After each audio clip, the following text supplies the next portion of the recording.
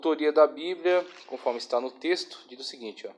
Com respeito à autoria da Bíblia, uma das primeiras dificuldades reside em saber quem é ou quem são seus autores. Somente Deus ou Deus e o homem, onde ele vai começar a discutir aqui as teorias que são levantadas em relação a esse aspecto, né, da questão da autoria do texto sagrado. E aí ele vai falar da dupla autoria, defender a dupla autoria, e vai passar uma noção aqui do sensus plenior, que a gente vai analisar aqui. Ele vai colocar argumentos a favor e contra, e aí segue para teorias da inspiração. Então, quando ele fala de autoria, dupla autoria, o que ele diz? Os teólogos ortodoxos, então a gente já vê aqui uma linha conservadora, né? Uma linha conservadora ortodoxa. Os teólogos ortodoxos afirmam que a Bíblia resultou do esforço confluente de dois autores, o humano e o divino.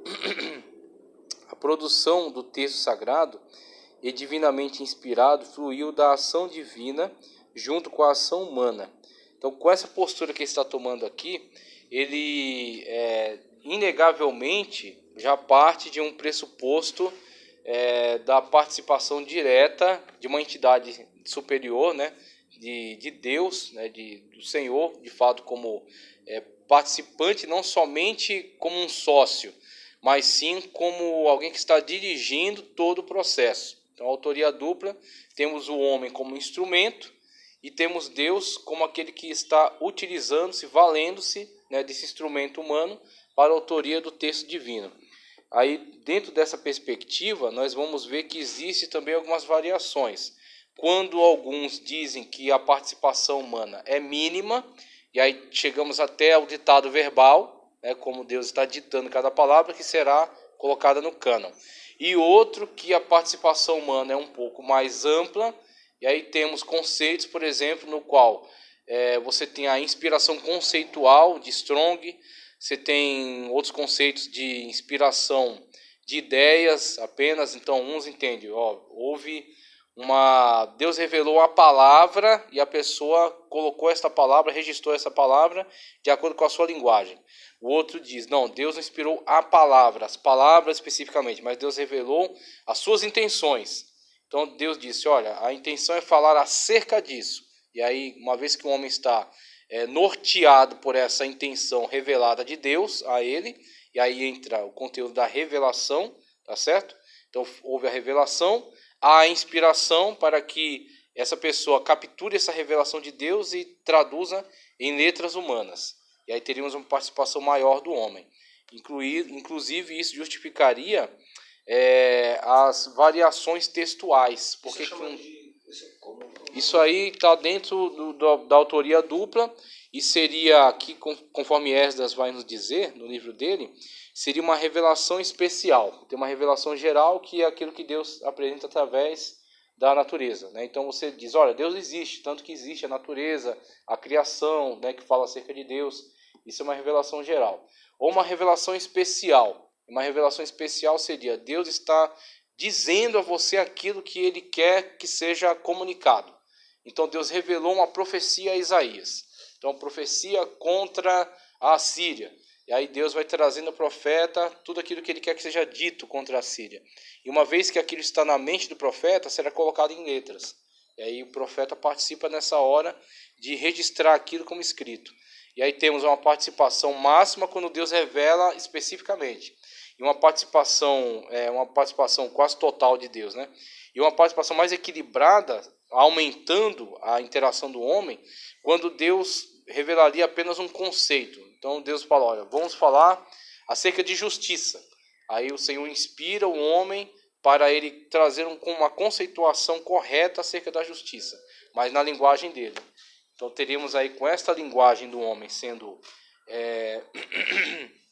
colocada no texto, o homem tendo essa liberdade de falar com as suas palavras, da sua maneira, temos uma participação maior do homem, né? E teríamos então uma justificação para as variações textuais, textos de diferentes formas. Deixa eu fechar aqui.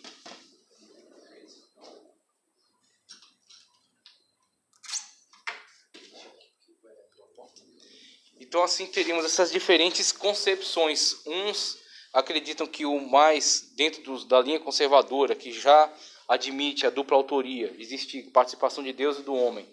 Uns entendem que a participação de Deus é quase 100%, que ele ditou cada palavra, e outros entendem que Deus, na verdade, revelou não cada palavra, mas seus conceitos. Aí trouxe uma inspiração para o Senhor, para que eu pudesse registrar aquilo conforme aquilo que Deus queria que fosse registrado, mas na sua linguagem, na sua própria forma de falar.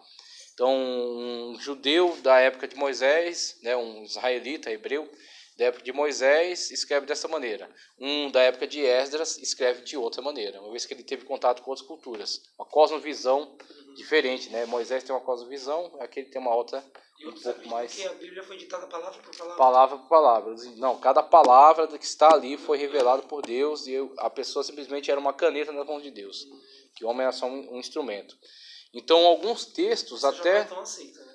Olha, é uma coisa mais radical. Agora, existem alguns textos que justificam, de fato, essa posição.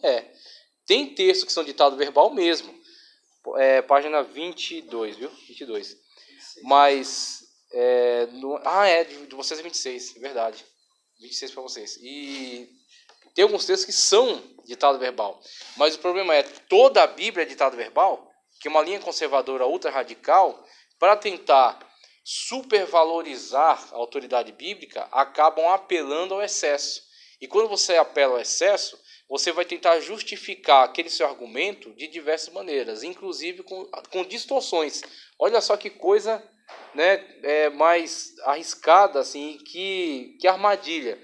Para você tentar supervalorizar o texto da Escritura, você afirma uma doutrina, tá certo? Que vai tentar justificar o ditado verbal integral de toda a Bíblia, só que quando isso não se justificar na leitura do texto, por causa das variações, você vai tentar encontrar ali formas de distorcer alguns textos ou supervalorizar alguns versículos para poder justificar essa teoria do ditado verbal. Então, o ditado verbal não justificaria porque há textos com tendências tão diferentes. Você tem um decálogo, que é lei, né, especificamente. Você tem um Levítico, que são leis cerimoniais, né? Então, toda aquele texto burocrático, né, que fala de regras, maneira de sacrifício, maneiras, né, de liturgia e tal. Aí você vai para um outro lugar, você tem um Cântico dos Cânticos, que é um livro fala de amor, um texto romântico, um texto lírico. Então, são assim variações muito grandes à vista, né, que estão diante de nossos olhos e que não são justificadas pelo ditado verbal. Então, o ditado verbal, ele existe, ele está presente na Escritura, mas ele não justifica toda a Escritura. A Escritura tem elementos de ditado verbal, no qual Deus ditou as palavras e o autor registrou como Deus ditou. Mas a Escritura também tem textos que são, na verdade, um autor inspirado por Deus, tá certo?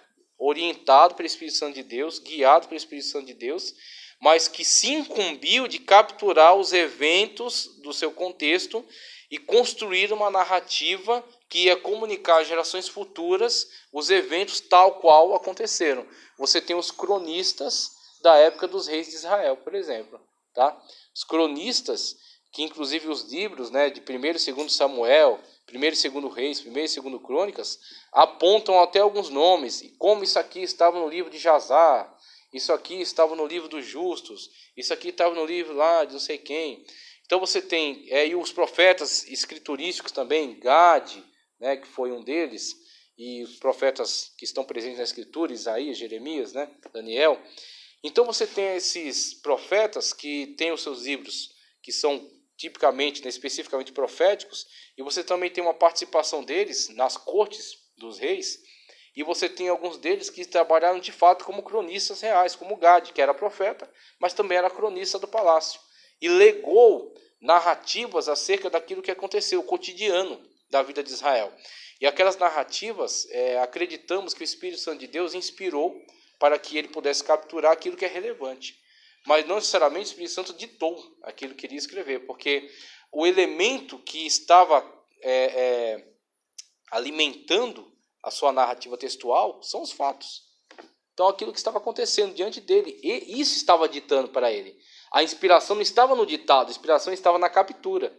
Quando você está observando o que é relevante daqui para que seja registrado e comunicado às gerações futuras.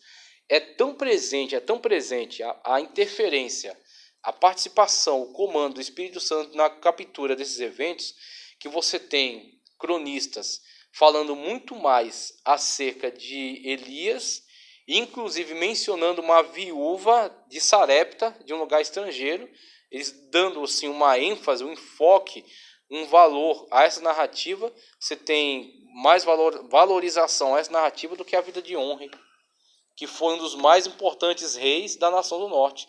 Tanto que, internacionalmente, Israel era conhecido como país de Onri, que era pai de Acabe, que construiu Samaria, que organizou militarmente o reino de Israel, mas que biblicamente não é muito relevante. Por quê? De quem é o critério? Essa é a questão. O critério não é do cronista, porque o cronista, se fosse assim, ele teria valorizado aquilo que era importante dentro do seu contexto histórico. Tanto que você tem a pedra que foi descoberta, a pedra de Moab, que é o granito preto, que está lá em Moabita, inclusive um achado histórico extraordinário, que acreditavam que essas falas acerca de Moab, Edom, desses povos, acreditavam que tudo era balela, que na verdade não tinha, esses povos nunca existiram, a Bíblia estava contando historinha de carochinha. E aí a arqueologia se desenvolveu, se aperfeiçoou, começou a descobrir muitas coisas, dentre elas o basalto preto, a pedra de Moab. Quando acharam a pedra de Moab, acharam lá o nome do rei moabita, descrição do povo, sobre o Jeová, o tetragrama estava lá presente, descrição de uma batalha com Israel, que ele teria vencido, pelo menos esse gabou de ter vencido, louvou, né, ao Deus dele. E dentre essas narrativas, você encontra lá como eles valorizavam, ou pelo menos a forma como eles olhavam para a dinastia de Onri como uma dinastia potente, poderosa, importante. Então, dentro de todos os enfoques, a narrativa devia favorecer a vida de Onri e de Acabe, colocá-los no pedestal e entender que eles são, de fato, uma família poderosa e relevante para Israel. Mas na perspectiva do cronista, inspirado pelo Espírito Santo de Deus, eles são pessoas secundárias. Eles são marginais dentro da história do próprio povo. O cronista bíblico, inspirado pelo Espírito Santo de Deus, ele valoriza um profeta que você não sabe nem de onde ele veio direito, Elias o Tisbita, você não sabe a família dele, ele não tem relevância internacional. Eliseu até vai ungir lá o rei da Síria, tal. Mas Elias não tem tanta relevância internacional, ele aparece do nada, também surge, também vai embora através de uma intervenção divina. Então, historicamente, o cara não tem nada. A história não consegue nem comprovar que ele tenha existido, de fato. Agora, biblicamente, é essa história que interessa. Por quê? O critério é do Espírito Santo. Essa é a questão. A gente olha para essas coisas, a gente vê, por exemplo, o rei Davi, que é chamado lá no Novo Testamento de o rei segundo o coração de Deus, né? Achei Davi o homem segundo o meu coração. E a gente tem o favorecimento de Davi também no Antigo Testamento, com todas aquelas narrativas sobre comportamento dele, como ele honrava Saul mesmo, Saul atacando, como ele tinha assim alguns critérios assim que de fato chamavam a atenção de Deus de uma forma benéfica, e como ele traçou uma rota que foi heróica mesmo, né, na sua subida até o trono em Jerusalém, quando governou todo Israel. Então, um homem que, historicamente falando, é um herói, é um símbolo nacional, o rei Davi. Todavia, como critério daquilo que ia participar, aquilo que fazia parte do texto canônico, não era do cronista, mesmo em relação a Davi, que é um herói nacional, o cronista teve que descrever acerca dos seus malfeitos também. Teve que escrever acerca do seu adultério, né, com Batseba, o assassinato de Urias, né, que foi planejado por ele, as confusões dentro da casa real do palácio. Tem o autor, né? O nome, né? Nem todos. Agora, existe assim, algumas menções a alguns autores, como esse que eu citei de Jasher. Então, quando fala de um determinado trecho, às vezes atribui. Olha, como está no livro de fulano de tal. Então, aquele trecho foi dado por ele. A fonte é aquele autor, tá certo? Então, quer dizer, esses cronistas, eles tiveram que desafiar, muitas das vezes, a tendência nacional, a tendência de seu momento, que era pegar um personagem heróico, encobrir as suas falhas e mostrar as suas qualidades. Só que eles, pelo critério não ser deles, e sim do Espírito Santo que estava os inspirando a coletar dos fatos aquilo que é relevante para a Escritura, eles tiveram que registrar. colocaram lá nas páginas da Escritura os piores erros que Davi já cometeu. Então, ao mesmo tempo que Davi é um herói nacional, também é um homem. E é falho, tá certo? Comete erros e tem defeitos. Então, é isso que é impressionante. A gente vê dessa dupla autoria, a gente só pode perceber, a gente só tem como chegar à conclusão de que, de fato, há uma força além do autor humano. Há um ser que não está subjugado, que não está comprometido, né, com os interesses das pessoas ali daquele momento, daquele contexto, que tem seus interesses e que impõe seus interesses. Interesse político, né, da realeza. Exatamente. Então o cara é um cronista no Palácio Real, o interesse dele é bajular a pessoa que lhe paga o seu salário, que garante a sua vida, ainda mais que seu pescoço pode estar a prêmio, né? Então o interesse humano, a tendência seria supervalorizar aquele personagem, esconder seus defeitos e criticar e mostrar toda a verdade sobre os inimigos. Então, aos inimigos, toda a verdade. Aos amigos, somente as qualidades. E aí, como o critério não era dos cronistas, e sim do Espírito Santo de Deus, eles não puderam seguir por essa linha. Eles contrariaram sua época e trouxeram uma narrativa realista, uma narrativa completa, né? Interessante que até o livro do historiador chamado Plutarco, né? É antigo, que ele escreve a história de Alexandre o Grande, né? Nossa, se você for ver ali, é só elogios. Só elogios, por exemplo, às vezes se ele agir com uma certa tirania, ele vai justificar como algo que ele foi justo. Não, meu Deus. Sabe, alguma coisa assim. Eu sei, ele vai nessa tendência abertamente mesmo, não tem jeito, né? Vai colocar como humano, mas às vezes sempre como se ele fosse uma pessoa boa. Né? Até o Zé, de certa forma, ele exagera com Constantino, né? Tudo bem que até eu escrevi um livro sobre a Reforma, um trabalho sobre a Reforma, depois eu vou deixar disponível para vocês, e dá para entender, porque diante das perseguições que o cristianismo observou, então quando ele vê a subida de Constantino, não tem como ele não ovacionar mesmo, né, essa subida ao poder, o Edito de Milão, né, quando Constantino favorece assim, que pelo menos a igreja seja ela é institucionalizada, oficializada, ela não pode ser perseguida, ela não é imposta ainda a todos, mas ela é protegida. Então, como não elogiar, né? Agora, claro, ele exagera nesse elogio, vai longe. Agora, a gente tem que compreender também as pessoas de acordo com o seu momento, né? Sua época. Então, Plutarco foi nessa linha também. Agora, porque o critério era dele. Então, ele estava escrevendo, o livro é dele, a autoria só dele. Agora, quando o cronista bíblico está envolvido num trabalho que é para Deus, o Espírito Santo de Deus é que está dirigindo a coisa. Fala, não, você vai escrever sobre isso aqui, ó. Você vai descrever isso aqui, vai colocar isso aqui, tal, porque isso aqui vai ser para gerações futuras. Gerações futuras vão observar isso aqui e vão ver os erros de Davi e vão saber aonde Davi errou e aonde eles não devem errar, aquilo que eles devem fazer. Aquilo que Davi fez de bom está registrado e aquilo que também no qual Davi errou também está registrado aí para as gerações futuras. E aí temos a dupla autoria, olhar para a Bíblia Sagrada e não conseguir enxergar a dupla autoria, é assim, é atestado de cegueira. Você vê que de fato ali está a mão de Deus, que ali está a direção de Deus. Agora, claro, sem excessos, quando você caminha para um ditado verbal e pega esse ditado verbal e abre ele sobre toda a escritura, não vai dar certo. Mas quando você vê aonde é ditado verbal, ali de fato você atribuir, você vê que dá certo. Ditado verbal em cima do decálogo. Óbvio que foi ditado verbal. Deus ditou aquelas leis para Moisés. Agora, sobre toda a legislação do Deuteronômio, será que Deus ditou cada palavra daquela, Moisés? As bênçãos e as maldições, né? O cântico de Moisés, será que Deus ditou cada palavra do cântico de Moisés? Agora, ou será que Deus, através do Espírito Santo de Deus, inspirou Moisés a pronunciar o cântico, a registrar o cântico, ok? Então temos aí todas essas situações que são pertinentes à situação aqui da autoria da Bíblia. Continuando, a dupla autoria ainda. Entretanto, há quem questiona essa ideia fazendo a seguinte pergunta. Nessa tarefa conjunta, o autor divino queria dizer a mesma coisa que pretendia ser dita pelo autor humano? Será que o autor divino não tensionava dizer algo superior ao que o autor humano queria dizer? E aí ele observa aqui, né, esse desalinhamento entre o autor divino, o Espírito Santo de Deus, e o autor humano. Eu acredito que esse desalinhamento ele existiu, sim, em muitos momentos, com a prevalência do autor divino. Então, quando você tem a prevalência do autor humano, você entra pelos apócrifos. Então, o cara queria escrever uma coisa, Só que aquilo ali não pertencia à verdade que o Espírito Santo de Deus quer comunicar.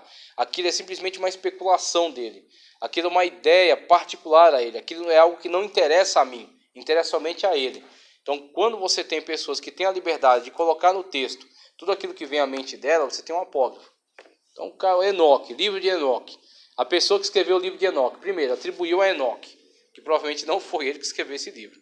Então, algum místico judeu, né, esse livro ele é um apócrifo do Antigo Testamento, ele não é da época do Novo Testamento, ele é anterior, salvo engano, hein? Eu acho que ele é anterior ao Novo Testamento.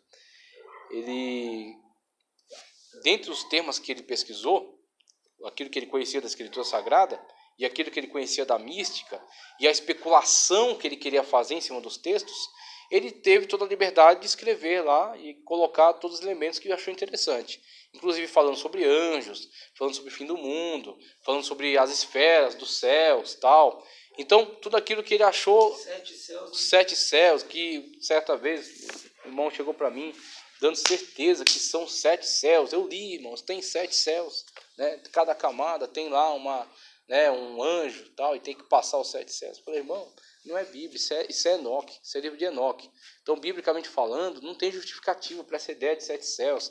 Isso aí é uma coisa gnóstica, na qual você vai, através do conhecimento secreto, você vai ultrapassando cada limite desse de conhecimento até chegar a Deus. E você tem que vencer cada um desses seres que estão nessas camadas, né, do céu. Então isso aí é um conhecimento que não é respaldado pela Sagrada Escritura. Então pode ser algo assim muito interessante, mas não é cânon, não é Bíblia. Por que o Judas usou?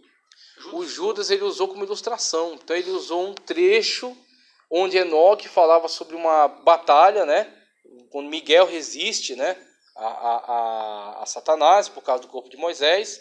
Então, por Enoque ter ilustrado dessa maneira interessante, ele usou como ilustração. É como você está pregando e você cita Rui Barbosa. Rui Barbosa falou isso, tal. Ou você cita Sócrates, ou você cita algum outro autor, como Paulo cita um poeta grego diante do Areópago. Então, tá vendo aquele poeta que vocês conhecem, aquele poeta cretense que falou isso? Então, isso aqui que ele falou é semelhante, para que fazer uma ponte entre ele e os ouvintes. Então, como são culturas diferentes... Quando ele fala do Deus invisível, Deus que não é Deus invisível. É o Deus desconhecido. Deus desconhecido. Então, quer dizer, para ele fazer uma ponte, ele usa algo do mundo deles. Então, um profeta, acho que é um poeta, acho que é Epimênides, ou coisa assim. Ele usa esse poeta aí para fazer essa ponte entre as culturas. E aí, Judas, acredito eu, sabedor de que as pessoas liam, o livro era difundido, era lido, né? As pessoas gostavam do livro, ele falou, tá vendo tá vendo que o Enoque, né, diz sobre isso aqui? Pô, então é isso aqui, é semelhante a isso. Mas com isso ele não está passando um atestado para todo o livro. Ele está só tirando pensando aquela menção, aquela ilustração que foi interessante para ele naquele momento. Mas o que acontece? Quando não há autoridade, quando a autoridade do Espírito Santo de Deus não prevalece, você tem um apócrifo. Quando a autoridade do Espírito Santo prevalece, você tem um cânon. Porque mesmo que o autor humano, em algum momento, ele tenha tido o desejo de especular sobre alguma coisa, o Espírito Santo de Deus foi que bloqueou. Falou, não, é isso aqui. Você vai escrever isso aqui. Você vai falar acerca disso aqui. Essa é outra coisa que não interessa. Isso aqui você... né, pode ser até que ele pensasse, gostasse, quisesse escrever, mas não escreveu. A dupla autoria, então você tem a participação de Deus e do homem, né? E a participação do homem a gente vai estudar a sua maior ou menor participação. Deixa eu acrescentar já uma coisa aqui. Do Esdras Costa Bento, Hermenêutica Fácil e Descomplicada.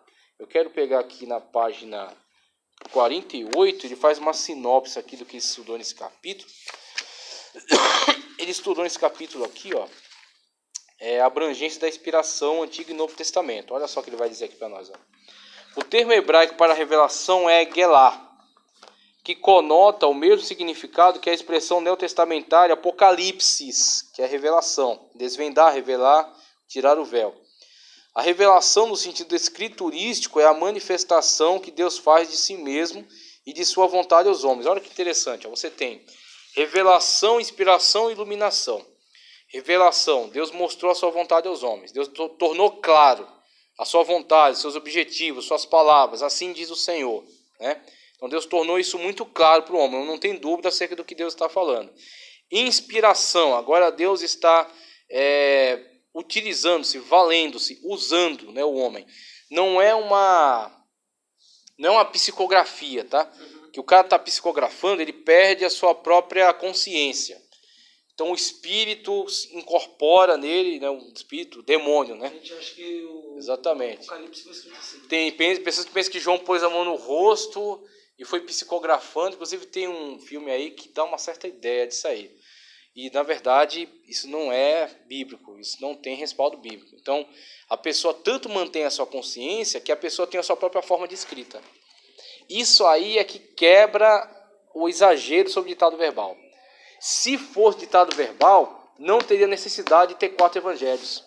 Você teria um evangelhão.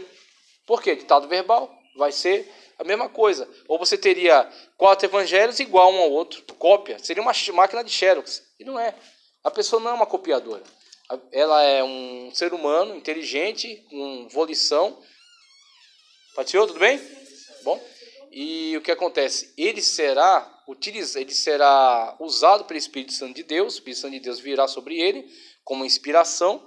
Sendo ele inspirado pelo Espírito Santo de Deus, o Espírito Santo de Deus vai conduzir todo o processo. Foi revelado, por quê? Ficou claro para ele acerca do que ele vai falar. Foi inspirado também, por quê? Porque ele não escreveu o que ele queria escrever. Ele não falou sobre qualquer coisa ou falou sobre especulações. Ele falou sobre aquilo que o Espírito Santo queria que ele falasse. Agora, por que não é ditado verbal? Porque ele falou com a linguagem dele. Então João tem uma escrita, Mateus tem uma escrita totalmente diferente. Mateus sempre tentando provar que Jesus é o Messias e que cumpriu tudo aquilo do Antigo Testamento que estava indicando sobre o Messias. Lucas tem outro interesse quando tenta fazer aquele registro o mais específico possível, pegando várias fontes, sendo detalhista e comunicando para as pessoas de mentalidade gentílica acerca de Cristo. João, Marcos, que dizem, a tradição diz que ele capturava das pregações do apóstolo Pedro, né? E João, que uma vez tendo conhecimento dos evangelhos, daquilo que já foi falado nos evangelhos, ele tomou uma outra rota e ele falou mais acerca dos discursos de Cristo, mais acerca daquilo que Cristo ensinou, ok? Então você tem esses diferentes autores de evangelhos e cada um tem a sua própria marca autoral. A marca autoral... Tem a sua técnica diferente, né? Tem a sua técnica, exatamente. A marca autoral, ela destrói essa questão do ditado verbal para toda a Bíblia. A Bíblia não é inteira um ditado verbal, mas a Bíblia é inteira inspirada. Então houve a revelação, a pessoa sabia acerca do que Deus queria falar. Houve a inspiração, a pessoa foi conduzida na maneira como aquilo que ela vai falar, aquilo que ela vai registrar. Mas houve marca autoral, porque ela falou da forma dela, com a linguagem dela, com a própria forma de escrita dela. Tá ok? Então na sinopse está dizendo aqui, Apocalipse, né? Desvendar, revelar ou tirar o véu. Revelação, no sentido escriturístico, é a manifestação que Deus faz de si mesmo e de sua vontade aos homens. Revelação ativa é uma revelação imediata da parte de Deus, sem qualquer interferência humana. É Deus revelando-se diretamente ao homem. Então a revelação ativa é a teofania, por exemplo. Quando Deus aparece para o homem e fala diretamente com ele. Algumas pessoas passaram aí por esse... Você tá lendo aí, né? Estou lendo aqui eu estou acrescentando aqui sobre o conteúdo. Revelação ativa, então Deus se revela diretamente ao homem e fala com ele, né? E comunica-se diretamente com ele. Revelação ativa é teofania. Revelação ativa é a teofania. Paulo participa de uma cristofania, né? Cristo aborda ele no caminho de Damasco.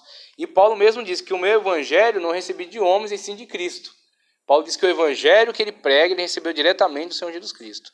Então a autoridade dele não é nem 1 milímetro abaixo da autoridade dos demais apóstolos. Do jeito que eles andaram com Cristo na terra e ouviram da parte de Cristo, Cristo se revelou diretamente para Paulo e apresentou também o evangelho que ele ia pregar. Revelação ativa, sem qualquer intervenção humana, é Deus revelando-se diretamente ao homem. Revelação passiva é uma revelação mediata, isto é, Deus não se revela diretamente ao homem, como fez com Moisés na sarça ardente, por exemplo, né, em diversas ocasiões ao longo da peregrinação, mas o conhecimento de Deus é comunicado aos homens. O clímax da revelação manifesta-se por 2 meios específicos. o verbo vivo e a palavra escrita. A revelação especial é coroada pela encarnação do verbo vivo. Ali cita João 1, 14, 17, 18, 14, 8 e 9, Hebreus 1, 1 ao 3. E pelo registro da palavra nas Escrituras, 1 Coríntios 14, 37, 2 Timóteo. Essa 2 Timóteo 3,16, ela é fundamental para a autoridade da Escritura, que é ali onde a Escritura é chamada de teopneustos, soprada por Deus, inspirada por Deus. Então você tem, é uma revelação que não ela é passiva, tá? Ela não é ativa, porque Deus não vem cada dia no culto revelar para nós as palavras de novo. As palavras já foram reveladas, o autor foi inspirado e elas foram registradas. Então a nossa revelação é passiva. Só que ela é passiva, mas não é passiva geral. A passiva geral é assim, Deus revelado na natureza. Então a gente olha para a natureza e diz, de fato tem um Criador. Ela é uma revelação passiva especial. Ou seja, uma revelação passiva porque foi por meio de outros interlocutores. Ela é mediada, foi mediada por alguém. Deus se revelou a alguém em algum momento da história. Revelou e inspirou essa pessoa a registrar. Ela é passiva e especial. Uma vez que ela não é geral, ela é especial. Fala especificamente daquilo que Deus quer que seja comunicado. Aí ele cita 2 Timóteo 3,16, toda a escritura é inspirada, né? Teopneustos. A expressão divinamente inspirada, do grego teopneustos, constitui-se de um rapax legômenon, isto é, o termo que aparece apenas uma vez nas escrituras, e é formado por dois vocábulos, theos, Deus, e pneustos, inspiração, ou influxo. O apóstolo Pedro afirma que os profetas eram literalmente levados, feromenoi, levados pelo Espírito Santo. A Vulgata traduz feromenoi por divinitus inspirata. Inspiração é a influência sobrenatural exercida pelo Espírito Santo sobre os agiógrafos, em virtude da qual os escritos são produtos da vontade divina, constituindo-se cânon de regra, fé e prática. Então, os agiógrafos que são os textos originais, né, o texto sobre o qual foi registrado. A conclusão apostólica sobre a inspiração e a autoridade bíblica, inclusive é interessante essa diferenciação entre o agiógrafo e a Bíblia que nós carregamos todo dia, porque a Bíblia que nós temos em nossas mãos ela é fruto de uma tradução, não só de tradução, mas também de interpretação, como a gente analisou já, né? Quando você tem um distanciamento de época, o distanciamento de cultura e o distanciamento de língua. Então nós estamos em uma situação bem distante dos originais. Então, para que aquela mensagem chegasse até nós, na nossa língua, alguém teve o esforço de primeiro entender a língua original, e entendendo ele a língua original e a língua destino, para onde será traduzido, ele faz a ponte. Nessa ponte que ele vai fazer, em alguns momentos, ele vai traduzir e em alguns momentos vai interpretar. Ele vai traduzir, vai pegar a palavra aqui, a palavra ali, traduz, pronto. Agora, em alguns momentos, se ele pegar uma palavra aqui e outra palavra na outra língua, esta palavra na outra língua não vai dar o sentido que ela tinha na língua original. Por quê? Aquilo que eu expliquei para vocês, só um parênteses aqui. Quando Paulo fala, amai-vos uns aos outros com amor entranhável, que está na nossa língua. No original ele diz, amai-vos uns aos outros com as vossas tripas. Porque amai-vos uns aos outros com as vossas tripas, no contexto grego, na qual ele falou, fazia sentido. Amai-vos uns aos outros com as vossas tripas, porque a pessoa daquela cultura, daquele momento, entendia que os sentimentos estavam nas tripas. E é tripa mesmo. Tripa mesmo, exatamente, a esplagna. Então, por aquela cultura entender que os sentimentos estavam nas tripas, fazia sentido para eles. Se você pegar tripas e traduzir no grego, para nós não vai fazer sentido. Porque a gente hoje, a gente não entende que os sentimentos estejam nas tripas, e sim na mente. Na mente, no cérebro. No coração, assim. A questão cerebral, exatamente. No coração, porque o coração tem um reflexo, né? Então o coração vai bombear mais sangue, ou vai bombear menos sangue, não sei. Então reflete nele. Mas é uma questão mental, uma questão cerebral, né? Então vai liberar lá os hormônios, dopamina, adrenalina, conforme os sentimentos. Então é uma questão que está na mente. Para nós hoje. Então quer dizer, aquilo que para eles era tripas, para nós é cérebro. Então se você pegar, só traduzir, você vai colocar tripa aqui, na língua para qual está traduzindo. E a pessoa vai ler e não vai entender. Então você precisa fazer a interpretação.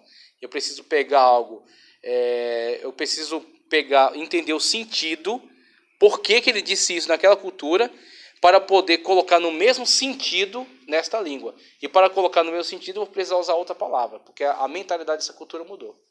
Tem outra forma de ver o mundo, tá certo? Então, tradução e interpretação. Uma vez que a nossa escritura passa por tradução e interpretação, ela está distante dos hagiógrafos, que é o texto original, o texto sobre o qual o autor escreveu. Tá ok? Então, tem esse distanciamento. Os escritores originais. Originais, exatamente. A inspiração e a influência sobrenatural exercida pelo Espírito Santo sobre os hagiógrafos. Aqui eu já li. A conclusão apostólica sobre a inspiração e autoridade bíblica é que as predições proféticas do Antigo Testamento cumpriram-se infalivelmente no ministério terreno de Cristo. E o núcleo dessa ratificação é a certeza inviolável de que foi Deus quem anunciou por boca de todos os profetas. Atos 3,18. A inspiração garante infalibilidade e veracidade ao ensino exposto pelas Sagradas Escrituras, enquanto a revelação acrescenta o tesouro de conhecimento do hagiógrafo. Não devemos ignorar as idiosincrasias dos hagiógrafos, onde traços marcantes de suas personalidades são aviltados nas Escrituras. Através de seu estilo aparece sua psicologia e cultura, por vezes consultando outros manuais quando necessário. Então temos aí parte, né, dessa questão da psicologia, ou seja, da forma de ser, da forma de ver, da forma de entender do próprio autor, que foi inspirado, mas que preserva então a sua marca autoral, a sua forma de contar a história, a sua forma de dizer as coisas. A gente vai falar um pouco aqui sobre exegese e exegese, mas eu vou falar um pouco mais adiante. Veja só. Então, ó, vimos aqui com isso dupla autoria. Temos aí, caminhamos por essa certeza da dupla autoria. Nossa, é muita coisa em dupla autoria, hein? Só tem duas, só tem um parágrafo. Muita coisa, porque esse é um dos conceitos fundamentais. Então é aqui que eu quero caprichar. Quero deixar isso aqui muito bem fundamentado. Sensus plenior. Sensus plenior agora vem assim, é uma pegada importante, né? De fato, pensaram acerca de algo importante, mas ao mesmo tempo que é importante é bem arriscado. Então o sensus plenior ele tem que ser analisado com muito cuidado. Veja, esse conceito entende que a Bíblia tem um sentido mais pleno do que aquele pretendido pelo autor humano. A participação divina supera a participação humana em seu significado. Se isso for verdade, então podemos dizer que o texto bíblico pode ter mais de um significado, o que é muito perigoso. Acerca desse tema, Donald A. Hagner comenta: estar cônscio do sensus plenior é reconhecer que existe a possibilidade de uma passagem do Antigo Testamento ter mais de um significado do que era conscientemente evidente ao primitivo autor, e mais do que se pode obter pela estrita exegese gramático-histórica.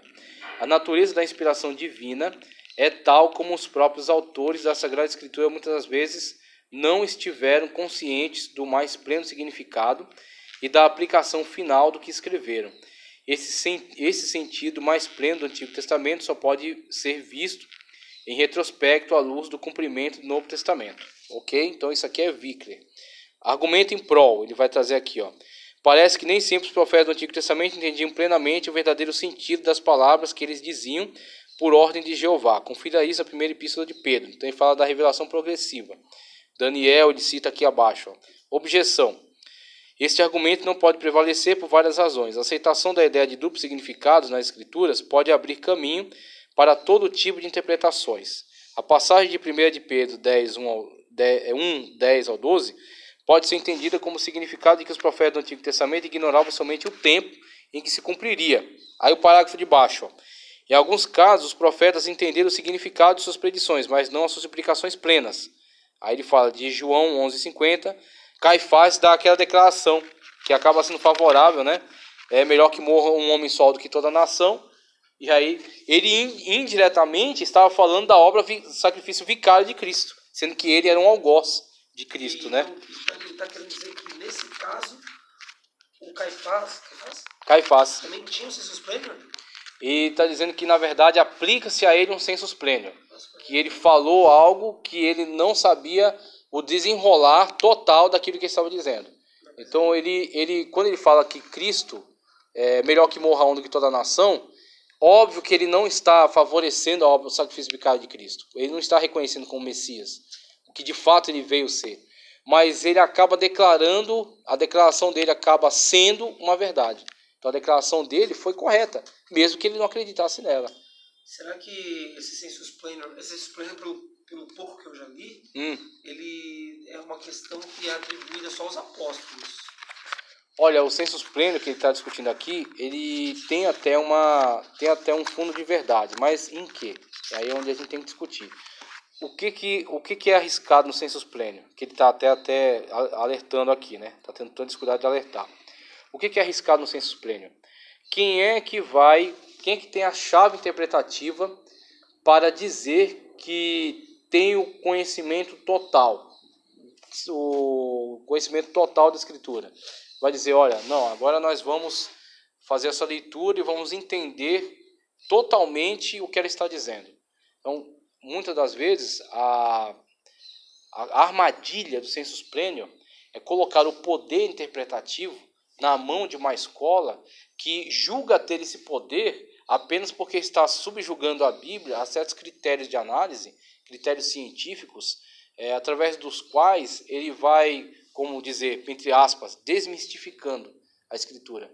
Então, muitas das vezes, o sensus pleno talvez não tenha sido a intenção de Wickley, conforme ele coloca aqui, mas é algo assim, é como a criação da bomba, né? O cara não queria criar uma bomba, o cara não queria criar um mecanismo de destruição mundial, só que ele criou. Então, com as fórmulas a que ele chegou, a indústria militar pegou aquele estudo, aplicando, né, num determinado mecanismo, criou uma bomba de destruição em massa. Aí o início. O sensus pleno, eu acredito que foi algo que acabou chegando à mesma conclusão. Então alguém simplesmente está dizendo, olha, aqueles autores do Antigo Testamento talvez não tenham tido todo o entendimento sobre a dimensão daquilo que Deus disse através deles, sendo capturado no Novo Testamento. No Novo Testamento você tem as profecias lá, cumprimento aqui. Com cumprimento aqui, sensus pleno. Ou seja, a gente tem mais entendimento daquilo que foi profetizado por Isaías do que Isaías. Por quê? Porque a gente viu o cumprimento daquilo que Isaías disse. Ele disse, da virgem nascerá a virgem conceberá e dará à luz um filho, e esse será um grande sinal, conforme estava dizendo na época dele. Isaías profetizou sobre o menino, mas não viu o menino. Quem viu fomos nós. Então, nós vimos o cumprimento dele. Então, os apóstolos tinham um sensus pleno em relação a Isaías. Isaías tinha um senso parcial. Os apóstolos tiveram um sensus pleno em relação àquilo que ele disse. Agora, mesmo que isso seja verdade, isso depois foi utilizado de uma forma muito sorrateira, muito baixa. Então, pegar o sensus pleno, que talvez tenha sido criado no primeiro momento para isso, para dizer que os profetas tinham um conhecimento parcial acerca daquilo que profetizaram, isso não é nem absurdo dizer, uma vez que a profecia cumpre-se-á no futuro, então eles estão profetizando acerca de algo, mas não estão vendo o cumprimento. Quando se der o cumprimento, você terá um conhecimento maior, porque você tem a profecia mais o cumprimento, ok? Mas o que o pessoal utilizou hoje? É como certo dia eu vi o pastor Paulo Romero falando, né, do absurdo de certos teólogos, né, dessa ilusão de poder na qual eles entram, né, porque conhecimento científico e tal, eles acham que adquiriram assim, um conhecimento extraordinário que eles ultrapassaram até os autores bíblicos. Certa vez o pastor Paulo Romero falou, olha, o pastor abriu a Bíblia na igreja, falou, vamos estudar as cartas aos Romanos agora, estudar a carta aos Romanos. E aí a gente vai fazer algumas correções sobre os erros de Paulo. Falei, olha, o cara que passou a ter esta ousadia, essa audácia, este poder, ele está caminhando num caminho de destruição. O ego está muito forte, o ego está inflado, o ego está muito alto. Agora, e esse ego, ele é advindo também de um mau uso do sensus pleno. Que o cara pensa, não, o que nós vamos fazer aqui? Nós não vamos simplesmente analisar a profecia e o seu cumprimento no Novo Testamento.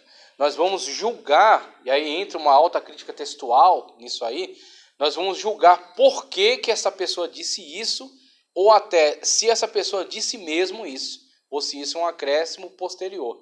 Então, o sensus pleno nessa pegada da alta crítica textual é você não apenas analisar histórico-gramatical o texto para entender exatamente o que ele está dizendo. Aquilo que é o esforço que a gente faz aqui, de entrar no contexto do autor e entender por que ele disse isso. Olha, Isaías disse isso nessa situação porque ele estava diante desse contexto, diante dessa situação, diante desse conhecimento que ele tinha, né? Então, como o conhecimento é progressivo, no futuro nós entenderemos corretamente aquilo que ele disse. Mas ele disse isso nesse momento por causa desses fatores.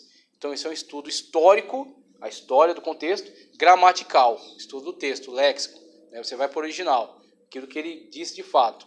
Agora, não somente isso, mas apoiado numa autocrítica textual, ele vai julgar o próprio autor. Fala, olha, será que este autor de fato disse isso? Será que este autor de fato existe? Uma autocrítica textual, ela racha o livro de Isaías em 3 ou 4 Isaías. Existe Deutero-Isaías. Existe, assim, pelo menos umas 4 fragmentações para o livro de Isaías. Como fizeram com o Deuteronômio. Com Deuteronômio, exatamente. Diz, ó, as partes finais de Isaías não foram escritas por ele. Simplesmente uma escola posterior escreveu e deu o nome de Isaías e colocou na mesma coleção. Por que eu me acho no direito de fazer isso?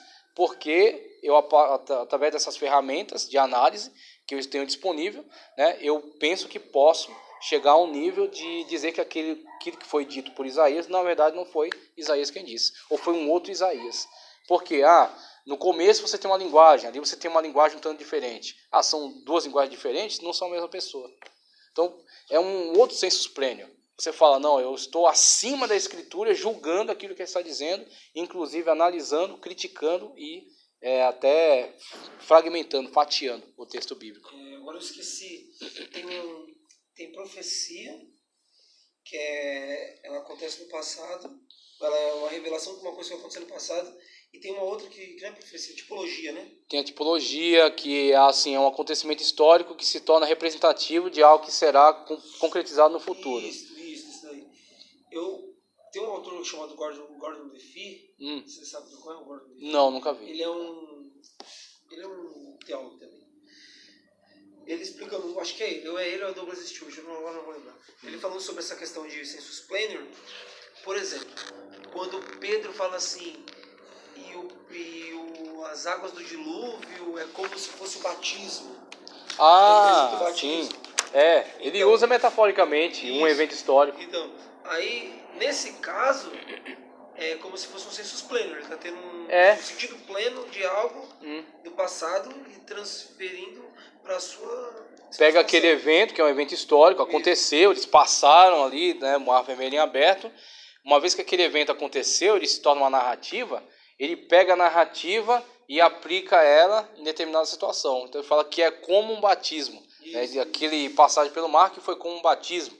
Aí aqui ele fala do batismo, né, do crente. Então ele tira da literalidade, coloca num plano metafórico e aplica uma outra realidade.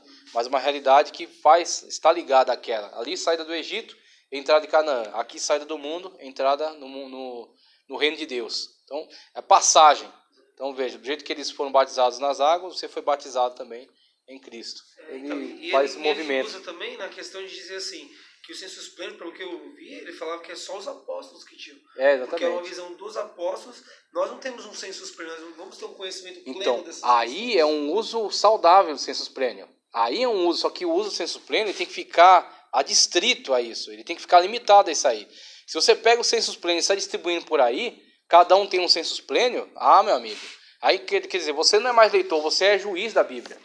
E aí é muito fácil, você vai começar a julgar a Escritura Sagrada. Naquilo que a Bíblia fala de coisas tranquilas, fáceis, ou palavras de apoio moral, ou palavras de incentivo, ou palavras de promessa. Não, aqui é inspirado. Agora, quando a Bíblia chama atenção para você em relação a alguma reprimenda, ou vai limitar alguma ação, né? Ou vai trazer algum desafio, vai confrontar você com alguma coisa, se alguém te fizer caminhar 1 milha, caminha com ele 2. Aí vem o bonitão do sensus plenior e fala, não, mas isso aqui estava de acordo com aquele contexto no qual eles eram dominados pelos romanos, então eles tinham que caminhar 1 milha, o soldado podia obrigar um cidadão a caminhar 1 milha com sua mochila, seu armamento, né, que era pesado. E Jesus, para mostrar para eles que eles tinham misericórdia, que a justiça deles tinha que exceder, ele ia caminhar primeiro por obrigação e a segunda ele ia caminhar por liberalidade, né? E assim ele ia demonstrar o amor, ia demonstrar que ele é perfeito.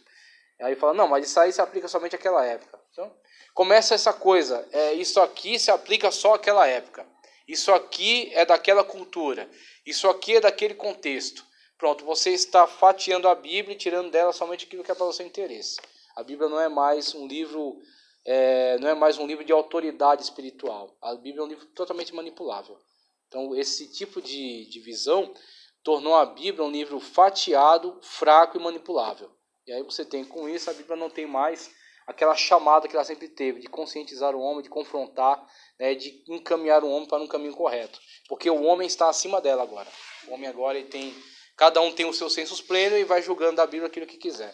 Então você tem hoje diversas pessoas que você vê ela com condutas totalmente absurdas e ela diz que lê a Bíblia e pega algumas coisas da Bíblia para praticar, para absorver e tal.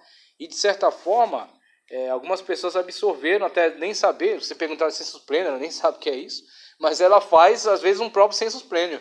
Ela fala, não, eu sei o que da Bíblia é interessante para mim e eu sei o que não é interessante. Isso aqui era para os judeus, isso aqui é para mim. Quem te deu essa autoridade?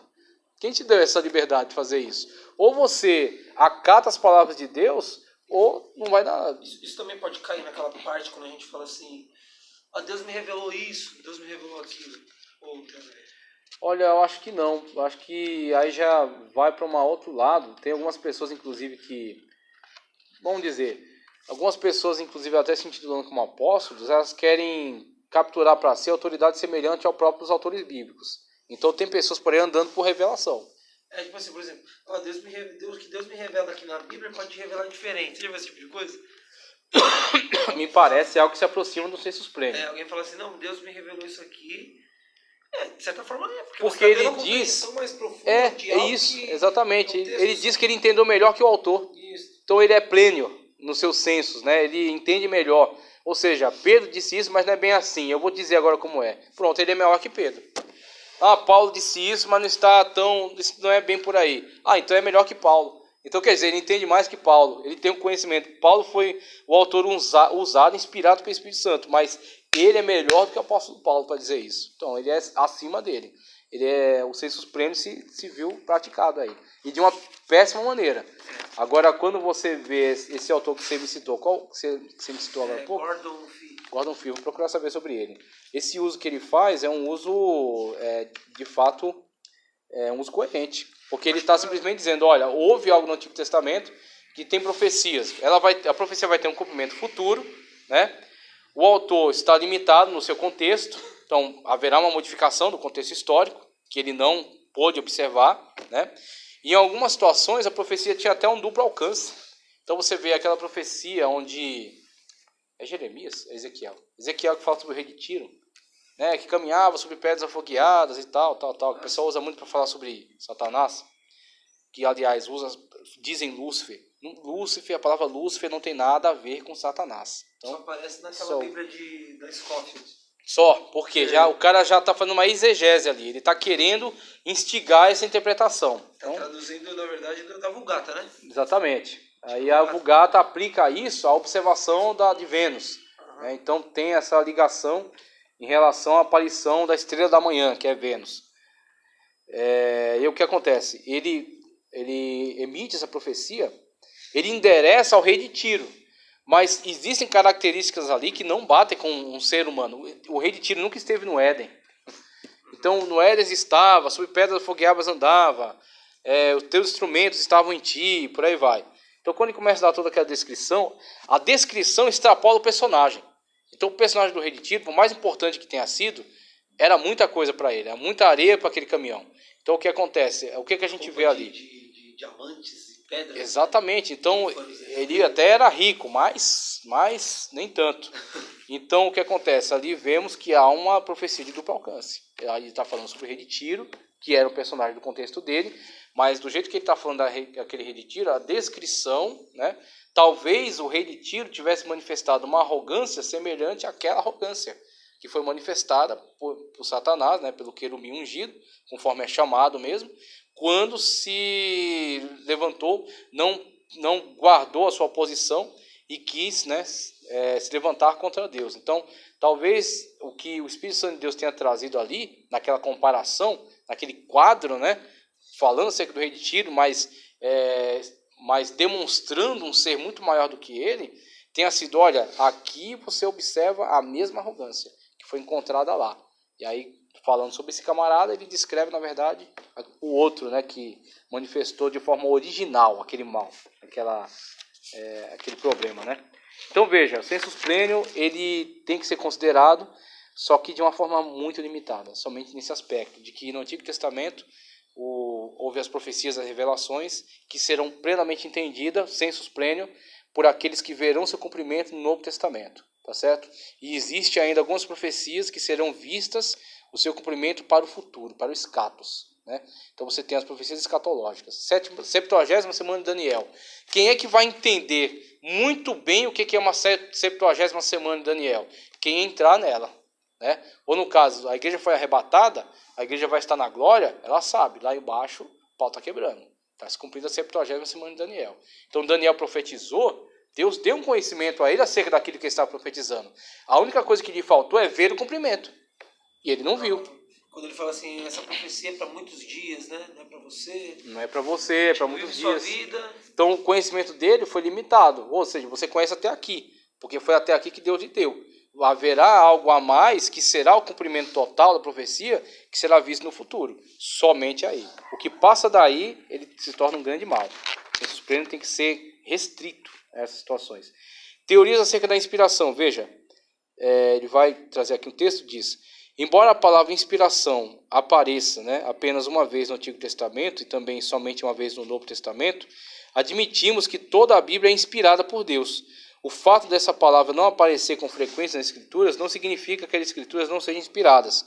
A exemplo disso, temos o caso da Trindade. Sabemos que a palavra Trindade não aparece nenhuma vez na Escritura, na Bíblia. No entanto, a Trindade está presente ao longo de toda a Escritura.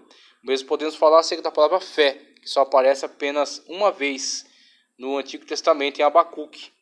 Entretanto, em todo o Antigo Testamento encontramos exemplos. Então, praticaram a fé, mesmo que ali estiver escrito: olha, ali é um ato de fé. Muito bem, mas toda a fé está demonstrada. Referência, né? Exatamente, pois é. A definição do termo inspiração, referente às Escrituras Sagradas, é o seguinte: inspiração é uma influência preternatural exercida pelo Espírito Santo sobre os homens divinamente escolhidos, em virtude da qual seus escritos tornam-se fidedignos e autoritários, né? Tem autoridade. A palavra teopneusos, que ele já explicou aqui, está tranquilo, aparece lá em 2ª carta de Paulo a Timóteo 3,16. Os tipos, muito papel e tinta já foram gastos nas tentativas de se explicar a inspiração da Bíblia Sagrada. As principais escolas que argumentam esse tema são a ortodoxa, moderna, né, modernismo, e neo-ortodoxia, que a gente vai ver de Calbart daqui a pouco. O ponto de vista ortodoxo entende que a Bíblia é a palavra de Deus. Mas com o surgimento do modernismo, essa visão foi modificada na ótica de muitas pessoas. Entende que a Bíblia apenas contém, olha aqui a sutileza da coisa, né? Onde que ela diferencia. Uns dizem a Bíblia é a palavra de Deus, a Bíblia foi plenamente inspirada e ela é a palavra de Deus. Outros vão dizer, não, a Bíblia ela contém a palavra de Deus. Se ela contém a palavra de Deus, você tem um cânon dentro do cânon. Você tem um cânon máximo, um cânon nuclear, que é a palavra de Deus inspirada, plenamente inspirada por Deus. E você tem um outro cânon periférico, que é, como dizer assim, é um acréscimo, tá certo?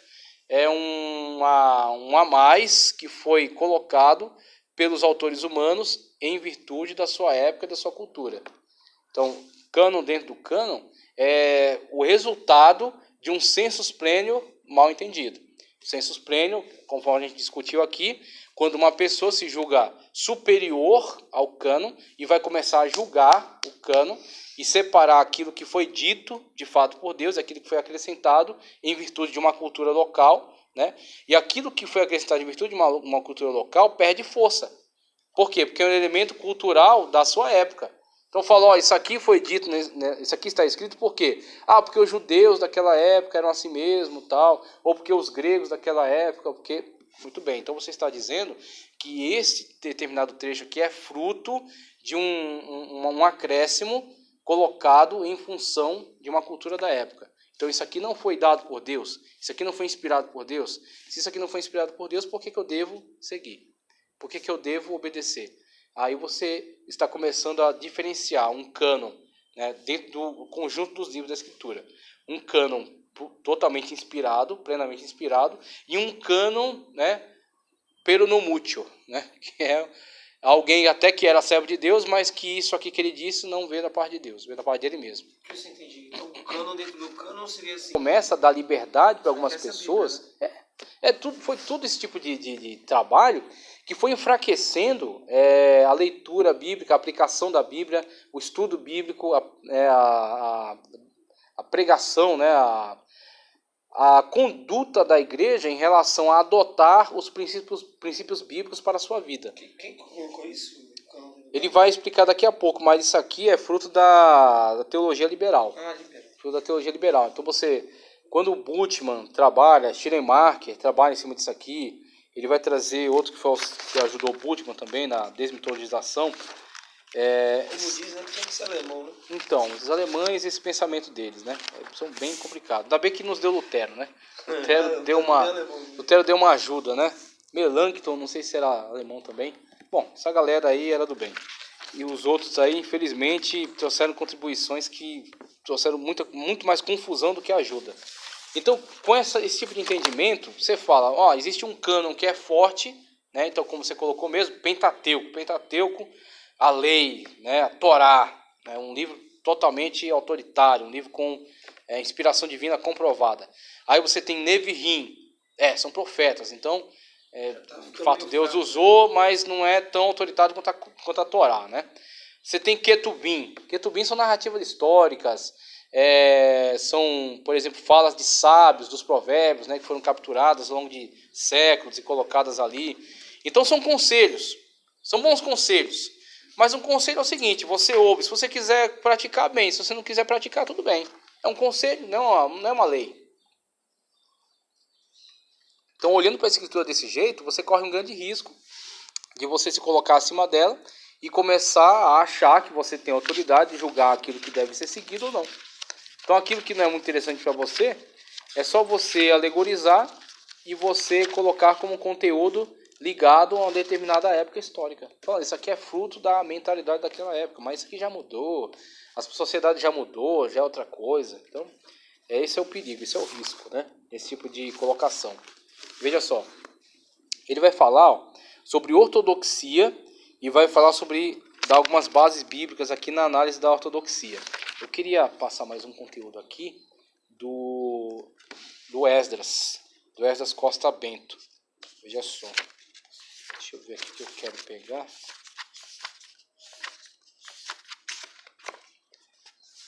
Do Esdras Costa Bento. Vou passar aqui uma coisa que ele vai discutir acerca de algumas ferramentas de linguagem. Veja só. Na página 134, a sinopse dele diz, o termo alegoria procede da combinação de dois termos gregos, alos, isto é, outro, e agoreio, falar ou proclamar. Literalmente significa dizer uma outra coisa que significa dizer uma coisa que significa outra. Dizer uma coisa que significa outra. O vocábulo alegoria aparece em Gálatas 4:24, a fim de indicar a explicação ou expressão de alguma coisa por meio do nome ou imagem de outra. Como figura literária, a alegoria é uma metáfora estendida, é um recurso literário válido e útil. Porém, como sistema de interpretação, mutila o texto bíblico. De acordo com o método alegórico, o sentido literal e histórico das escrituras é completamente desprezado, porque a alegoria não precisa de contexto histórico, uma vez que ela é só uma figura representativa. Então, você pode, por exemplo, através de um método totalmente alegórico, e é onde entra, a gente vai estudar aqui, o método ortodoxo, o que ele faz? Ele diz, olha, existe alegoria, figura e literal. Então você tem que fazer uso das ferramentas e ver aonde o texto favorece cada uma. É o texto que te diz se aquilo é alegórico, se aquilo é literal. Não é você que tem mais autoridade, tem sensus pleno sobre o autor, que vai atribuir a ele uma alegorização. Falar, olha, isso aqui na verdade foi dito que eles atravessaram o mar. Moisés disse com todas as letras que Deus abriu o mar e eles atravessaram. Só que o Sabidão, né, usando mau uso do sensus plenior, ele diz, na verdade, aquilo era alegórico, aquilo era para dizer que o povo estava saindo de um cativeiro pela intervenção divina. E aí ele pode até complementar com uma exegese. Fala, tá vendo que Pedro vai tomar esse mesmo evento na carta dele, vai usar de uma forma alegórica? Por quê? Porque o evento sempre foi alegórico. Ele não foi uma narrativa histórica, ele sempre foi uma alegoria. Então, quando você tem esse tipo de uso, você tem um uso viciado da alegoria. Uma alegoria que está favorecendo uma exegese. Muito fortalecido, difundido, né? Exatamente. Na escola de Alexandria, né? A escola de Alexandria ela foi muito longe nessa alegoria, né? Então, o que acontece? O Orígenes, naquela briga dele com Celso ele estava tentando literalizar extremamente toda a Bíblia para tornar ela uma fábula, né? Então, alguns trechos que são alegóricos, ele estava atribuindo literalidade para poder... Então, quando, por exemplo, fala daqueles animais fantásticos em Jó, né, do Leviatã, do Behemoth, claro que são animais da mitologia. Então, eles estão sendo utilizados de uma forma alegórica ali.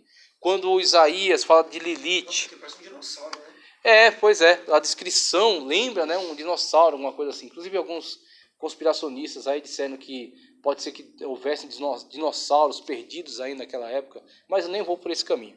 Então o que acontece? Alegoria onde é alegoria, literal onde é literal. Aí Orígenes, em contraponto, ele já pega e diz, não, a Bíblia ela é possível você ver alegorias em tudo. E aí ele vai tentar como contraponto a Celso, por isso que é sempre arriscado você usar os debates, os apologistas. Porque é uma coisa que eu até ouvi uma vez o Augusto Nicodemos também ensinou, acho que foi ele que ensinou isso aí. Ele falou, todo dia você acorda, você olha no espelho, você vê o seu rosto. Aí você vê sua boca, seu nariz, seus olhos, é tudo harmônico. Pelo menos pela sua cabeça, né? Tá tudo ali harmonizado. Você já acostumou com eles. Aí pensa, se você um dia dormisse e seu nariz, ele dobrasse de tamanho. Aí você vai olhar no espelho, seu nariz gigantesco. Pronto, já quebrou toda aquela harmonia que havia. Aí ele fala, o trabalho dos apologistas foi um pouco isso. Por quê? O cara está discutindo com o outro que está tentando combater a sua fé. Combater algum texto bíblico. Dizer que aquele texto bíblico é falso. O que você vai fazer? Uma vez que ele está vindo com força combater aquele texto bíblico, você vai reforçar a ênfase sobre aquele texto, né? De uma forma até exagerada. Então é isso que Orígenes, muitas das vezes, pode ter sido levado a fazer. Ele exagerou uma aplicação alegórica em contraponto a Celso, que estava destruindo toda a possibilidade de alegoria. Pode ser, tudo bem? Então o que acontece? Com isso, ele se excedeu. Quer que eu ligue o ar? Não precisa não, tá bom, tá ótimo, obrigado, hein? Então ele se excedeu nesta afirmativa alegórica. Por quê? Porque ele estava com o Celso no encalço dele. Né, dizendo que nada é alegórico, tudo é literal. Inclusive a Bíblia fala um monte de bobagens aí, de seres extraordinários. Por quê? Porque é tudo literal, né? E eles acreditavam mesmo nisso aí. Então o Celso, na verdade, ele queria transformar a Bíblia num livro de fábulas. De fábulas, ele usou desse recurso. Então, dizendo que tudo era literal, poderia ser fantasia. Exatamente, não cabe alegoria, é tudo literal, eles acreditavam mesmo nisso aí, então, ou seja, acreditavam em um monte de loucuras, né? Esse pessoal era xarope. E aí Orígenes vai fazer o contraponto, mas no contraponto ao excesso. Por quê? Porque ele está fortalecendo... Está defendendo. Exatamente, defendendo. Então, os apologistas, eles são bons no debate, mas para a dogmatização, para a sistematização da doutrina, eles vão exagerar algumas coisas. Aí você tem que dar um desconto para os caras, né? O cara está numa guerra. Eles são a segunda geração de padres apostólicos, né? Exatamente. É próximo ali daquela geração que ainda está construindo, ainda vão ter muitos concílios, então muitas coisas discutíveis ainda. Tem muitos desses que são, assim, boa parte do escrito deles até hoje é muito boa, mas se você cavar, você encontra algumas complicações, você encontra alguns problemas. O Agostinho já é a última geração, né? Já está bem para frente aí. Se você for perguntar para um cristão ortodoxo grego, né? Você falar assim, qual é a última geração? Quando acabou a patrística, né? Ele vai falar assim, como acabou? Olha aqui. É verdade. Então ele vai se considerar dessa mesma linha. Ele está na mesma linha de pensamento. Não morreu, está vivo, está lá com eles. Exatamente. Padre apostólico não, ele é um padre da igreja. Ele está na mesma linha de pensamento dos caras. Para ele, aquilo ali está acontecendo agora. Tudo. É contemporâneo. Né? Exatamente.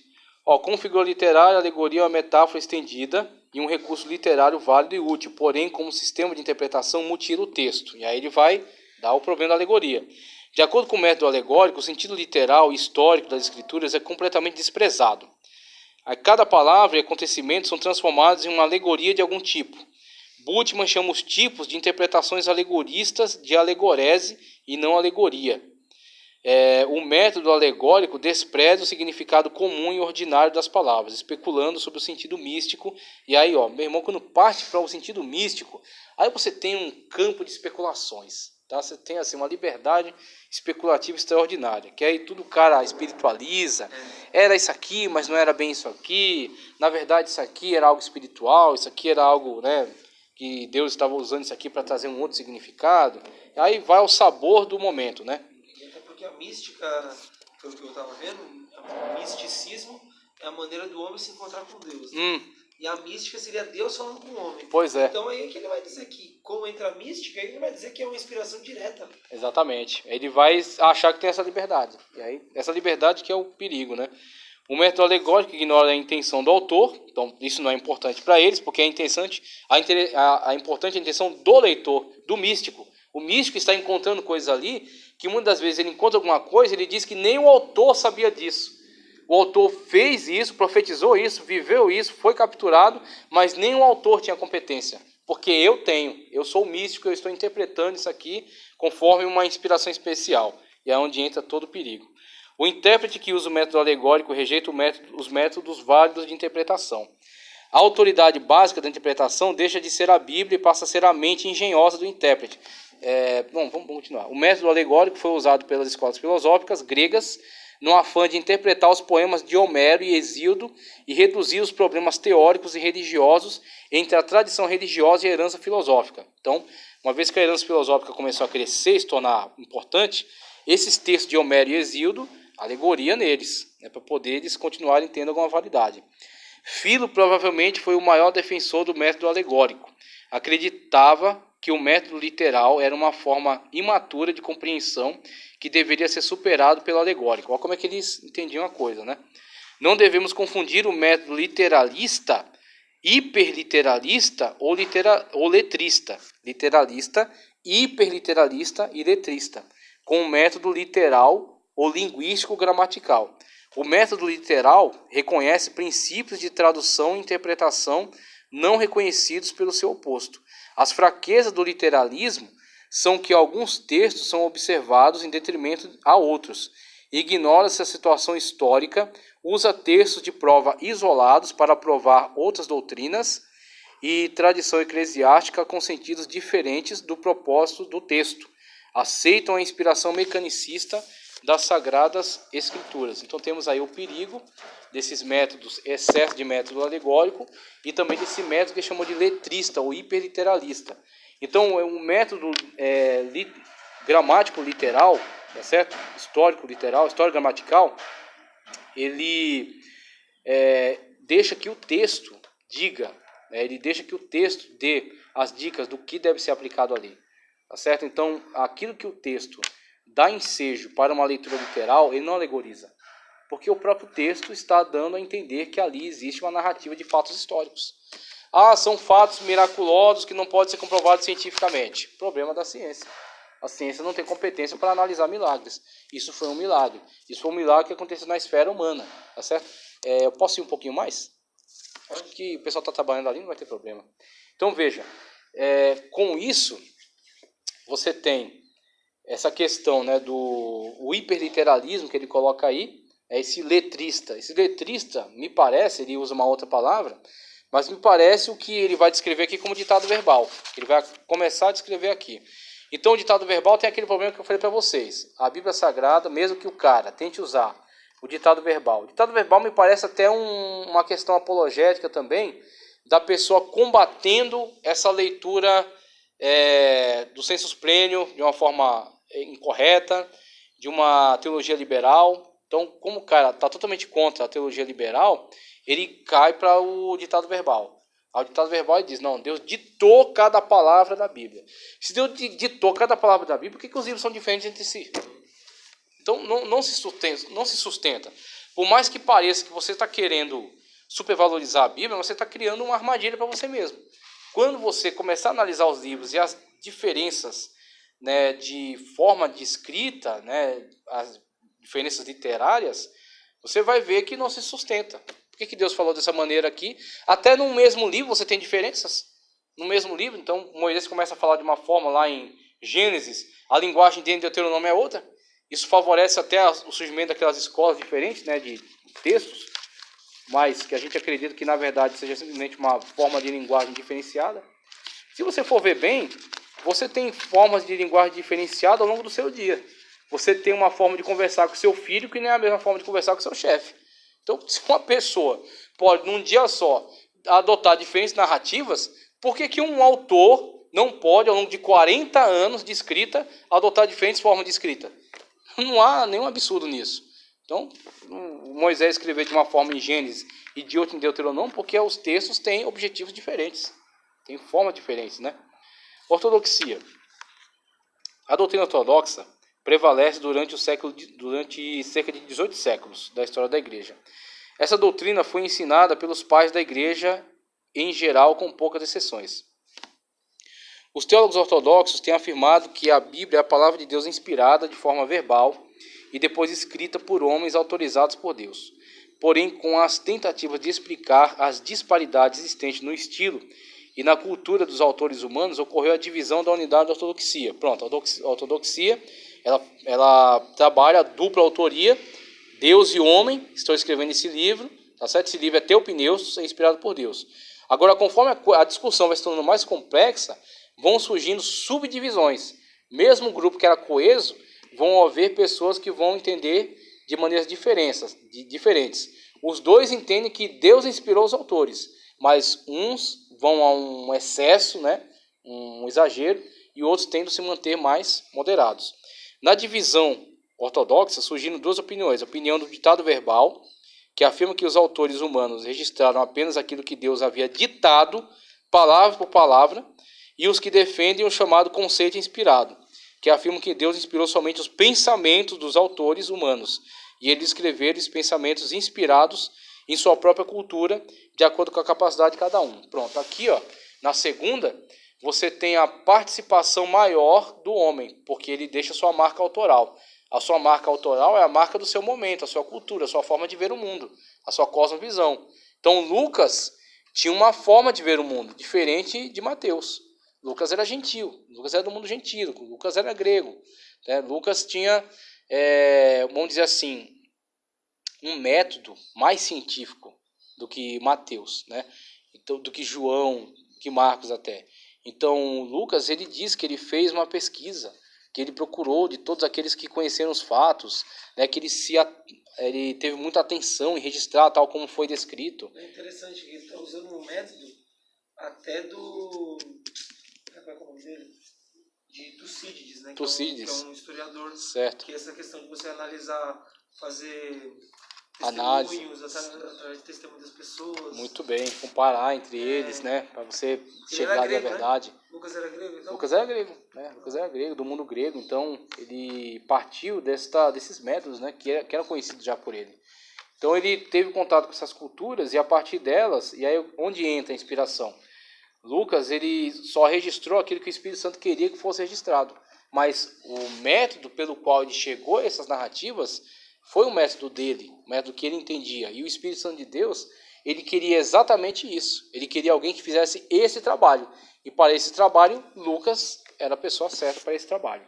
Então você tem Lucas, você tem um Mateus, que vem de uma outra situação, de um outro mundo, de uma outra cosmovisão, tem objetivos distintos, mas o Espírito Santo de Deus queria exatamente esse trabalho, queria esse objetivo. Que ele fizesse todo o esforço para demonstrar de uma forma clara que Cristo é o Messias. O Messias esperado pelos judeus, que foi rejeitado por eles, mas era o Messias prometido. Tá certo? Então, com isso nós temos formas diferentes de lidar com o mesmo conteúdo.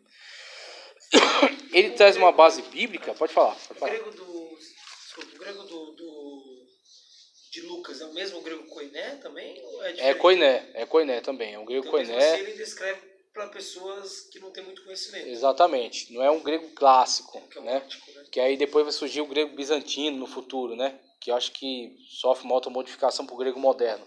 Mas antes teve o grego clássico, dos autores clássicos e tal, né? Que é o Ático. O Ático. Lucas está no grego koiné também.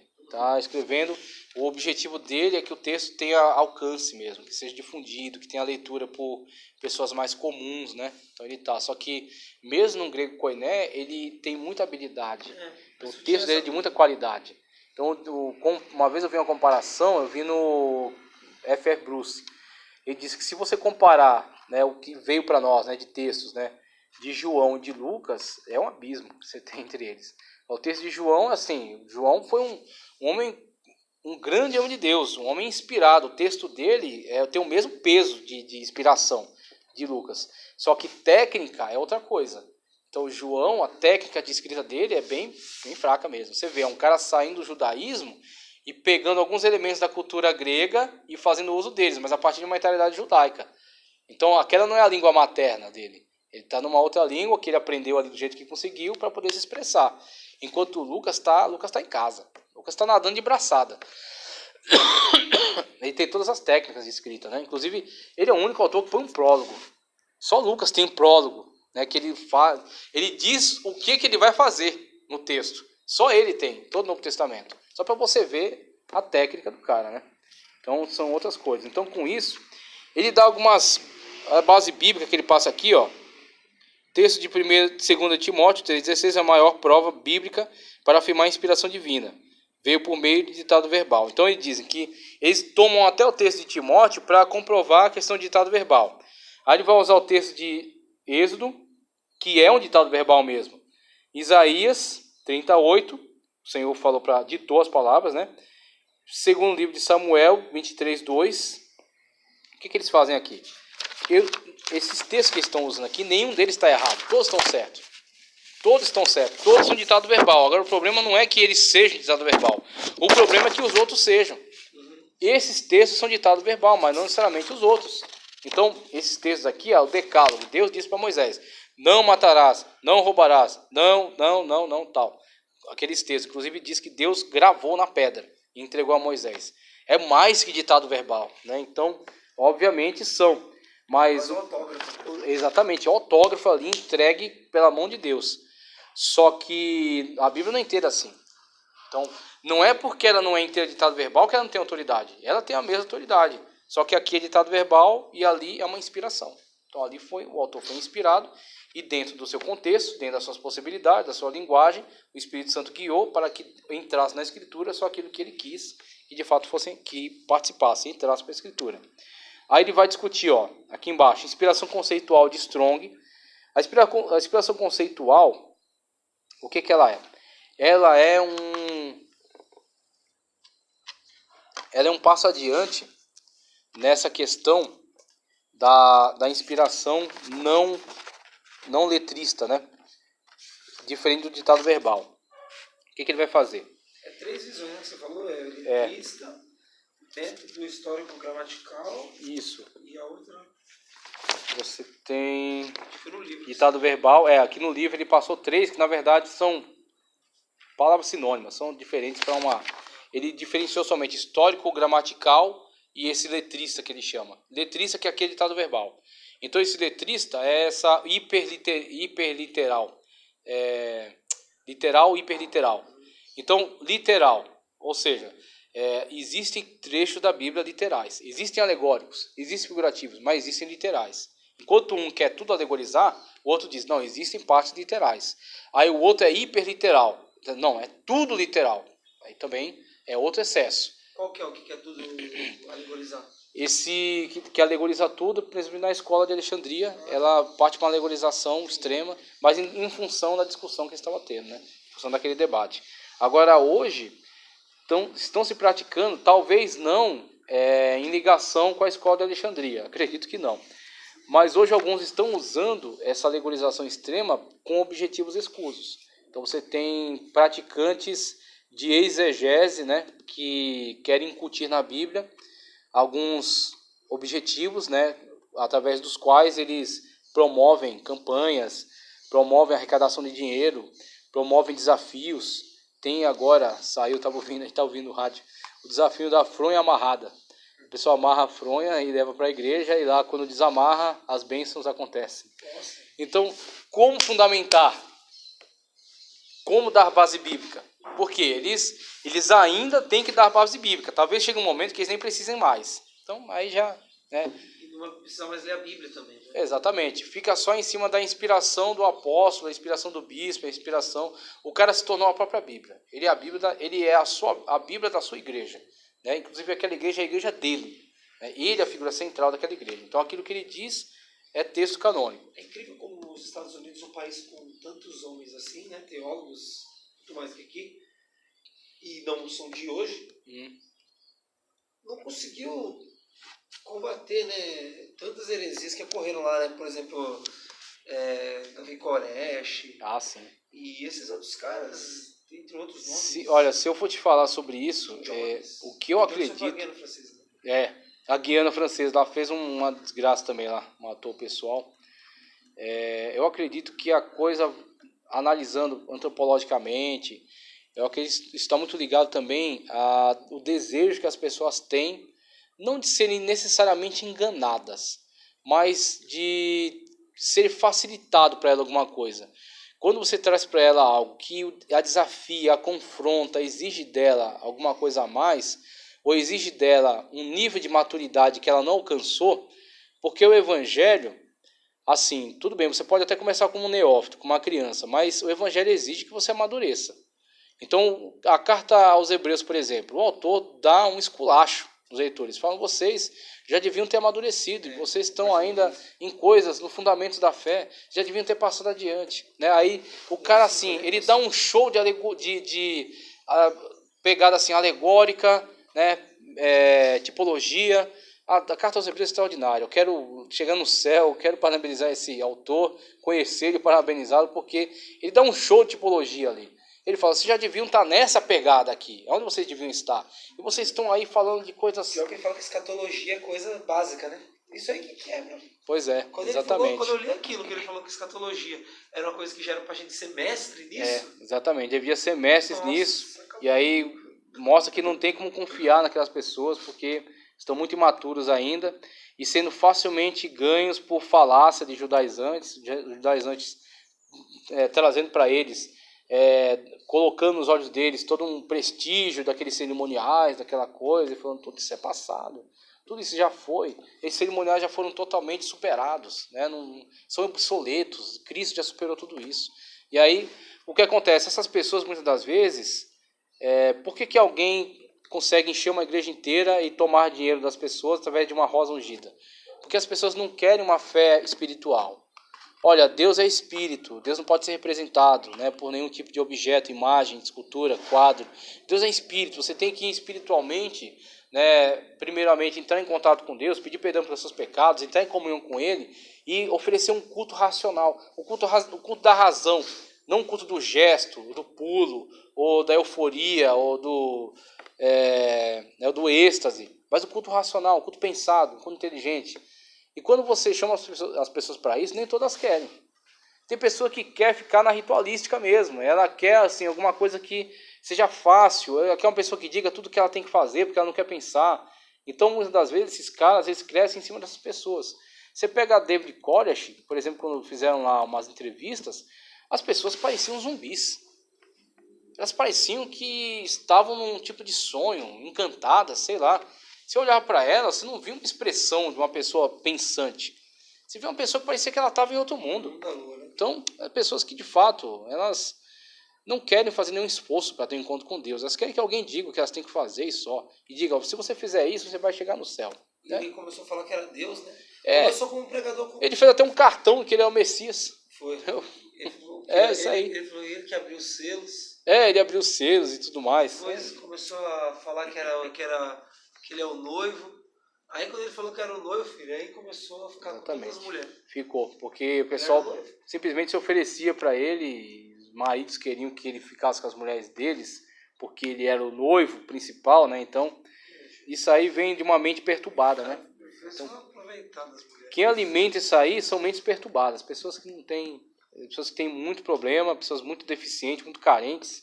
Então, elas acabam cedendo esse tipo de apelo aí. Aí pega um cara que tem uma habilidade extraordinária, né? Um cara que tem uma fala de autoridade, uma postura, uma inteligência. Lá, né? A polícia chegou sentando no prédio. Foi. E aí ele foi até o final. Ele pôs fogo, mas não se entregou. Queimou todo mundo, mas não se entregou. Morreu junto lá. Então, foi também a Polícia Federal também, o FBI, ele exagerou, né? Ele podia ter controlado a situação, ia manter o pessoal ali. Precisava começar a ficar com fome, ia começar a desistir. Eles quiseram ir muito em cima na hora. E até pegaram um ariete, entraram no negócio. Quando eles entraram no prédio com ariete, ele pôs fogo em tudo. Não, vão invadir, então pôr fogo em tudo. No calor do momento, né? Então, Strong, na inspiração conceitual, ele pega como, olha, nós para sair dessa ideia de letrista, né? Dessa ideia de ditado verbal que não se sustenta, a gente vai encarar de uma outra forma. A inspiração não é sobre cada letra, cada palavra. A inspiração é sobre o conceito. Então você vai falar acerca disso, sobre salvação. Aí, quando vai falar sobre salvação, ele vai buscar o quê? Ele vai buscar em Cristo, aquilo que Cristo foi como referencial, aquilo que Cristo foi como sacrifício vicário. Então, Paulo explicando para os coríntios acerca da salvação. Aí Paulo vai falar acerca de Cristo, aí vai começar a descrever. Então, tudo aquilo que ele falou, aquilo que ele escreveu, as palavras eram de Paulo. As palavras empregadas. Que palavras empregar? Paulo vai buscar na sua mente as palavras que empregar. Mas o conceito é do Espírito, salvação. Então, para alcançar uma explicação sobre esse conceito, Paulo vai empregar as palavras dele. Se você pedir uma explicação para Pedro, as palavras não vão ser as de Paulo, vão ser as de Pedro. Se você pedir uma explicação para João, as palavras não vão ser nem as de Paulo nem as de Pedro, vão ser as de João. João vai usar as palavras dele para explicar acerca do conceito que foi dado pelo Espírito Santo. Então a inspiração é sobre o conceito, não sobre as palavras. Então essa é a pegada de Strong. Então é uma visão mais